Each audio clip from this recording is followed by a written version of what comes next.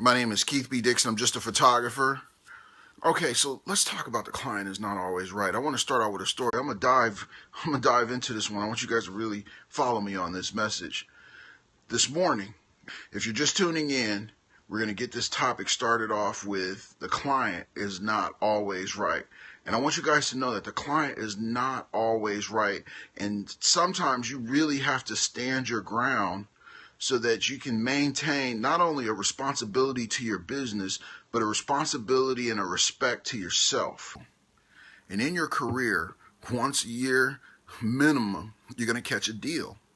How you get out of that deal is going to be the question. If you're set up properly, it won't turn into a big deal. If you're not set up properly, it will turn into a big deal. And that's the thing you want to avoid. And aka litigation for something you could have squashed before it even came out the gate. So look, let me bring you to present day. I'm going to tell you that as a photographer, I stand strong in my conviction about what needs to be done, especially with a client. I don't care who the client is. I care more about doing the right thing. Now, I'm going to share an experience with you that happened to me yesterday with a longtime client who pays retail. And when I say pays retail, I'm probably going to be the most expensive photographer in the area, number one. Number two, doing a job. You're paying for the reputation. You're paying for the experience. You're paying because people are going to say, Keith probably shot those photographs. That's what you're paying for. If you're brand new to the game and you don't know me, right, you look at the brand, you might be like, I'm going to go with the guy or the girl that's least expensive because my budget can't afford that. That's something that you could say in all reality. And I don't blame you because you're probably not going to be my client. I'm not going to be able to provide the level of service that you might be looking for or the level of connection or flexibility or understanding that you're looking for. You just might be on price. And that's okay. I get that. I'd rather sit back and wait for the client that's going to be the perfect match because I'm going to make more money with that client over on the back end and over the long run. So yesterday, they hadn't called in a while, and sometimes when clients don't call in a while, I'm kind of thinking maybe, they're trying out some other people to see how that's going to work out. And I'm just being honest because clients will do that to you. You don't hear from them for a while. You call them up. Oh, I'm just, yeah. And then you talk to them again. Yeah, it's been really busy. Well, if it's been really busy, how come you haven't called? Right? But, you just record and measure, right? So I get out on location, and guess what? They're recommending to me where I should shoot the photographs. Now, this is a 5-year client. Maybe even longer. I'm just saying 5 because that's the number that came out. And 5 to 7, I've been working with this person 5 to 7 years. And you know what? I'm going to be honest with you. I had to stop the shoot. And we got into this debate. And essentially what I said is that is not going to work. And it's not going to work for me. My photos are going to go out and people are going to say, Keith, photograph that? They don't understand technically what needs to be done. They just see what they see as clients. And although it's your job to translate that, sometimes it's not possible. And you got to draw a line in the sand and say, that is not possible. I cannot make that happen for you. There are a million businesses out there that will tell you that. And the airlines is number one. No, you cannot take that flight unless you pay this astronomical fee. They are notorious. Hotels will tell you no in a heartbeat. In a very nice heartbeat, they'll tell you no, but they will tell you no. That's not possible. We can't get that done. Or a business that is very serious about what they do. High-end auto dealerships. Hey, we can do this, but that's not possible.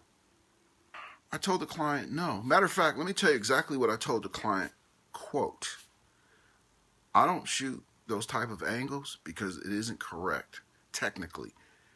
I operate according to a professional standard that's going to hold me responsible for anything that I produce.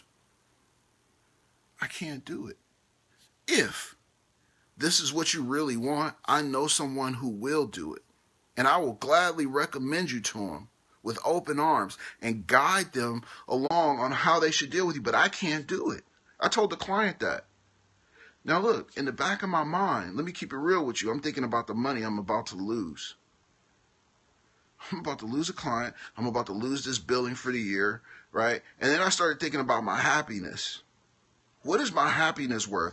Do I need to be standing here really having this conversation? Do they really believe in me? Are you really going to tell me my job, something that I teach and research and love and believe in? You're going to tell me how to do my job? You're asking me to sacrifice a fundamental? No, it's not going to happen. And I literally stopped the shoot. And we had this conversation, and she says, well, I guess we're not going to agree. I said, we're not going to agree on that part. It just doesn't work. No, you guys, you know what's funny? I just realized that yesterday. I can't be bought. Keith B. Dixon, commercial photographer. I'm talking about the client isn't always right. They're not always right. If you're with me right now, you're like, whoa, Keith, are you serious? I can't believe you're talking about this, right? A client may see it. Matter of fact, I hope they do. I'm going to work hard for my client. I'm going to be invested with my client. I'm going to be in it to win it with my client, but I got to have some respect. That's really the first time I've ever stood up to a client. Sometimes I'll just work around it, or talk around it or appease them. I just, I was like, I'm tired of doing this. I'm going to take a firm stand right now. No. And I felt good. And you know what? Let me tell you what else I did. I went on, I'm going to call it strike. I went on strike. I sat down. I was like, you know what? I got to sit down over here. I got to get myself together because I'm out of my flow and my rhythm. If you're just starting out, don't take this approach. If you're just starting out, don't take this approach because you've got to develop. Matter of fact, you might need a condition like this to get you conditioned. To work up, you need to work up to where everything that you have to work up to it. This is not something you're going to get into immediately. You can't treat your clients like that starting out because you don't have the reputation or the track record with them or the understanding. Because we had a disagreement, and at the end of that disagreement, we were talking, and everything went back to normal. You got to find out what the client needs and if it lines up with what you do, and go from there. But there's a history with this client. That's not going to happen in the very beginning. If you were to take that approach with a client, they could completely walk away and badmouth you. So I want you to remember, you got to put a ceiling on that. But I want to give you the whole story so you'll know what you can grow into. And that's the ideal here. That is the ideal here. I need you to understand that fully. My name is Keith B. Dixon. This is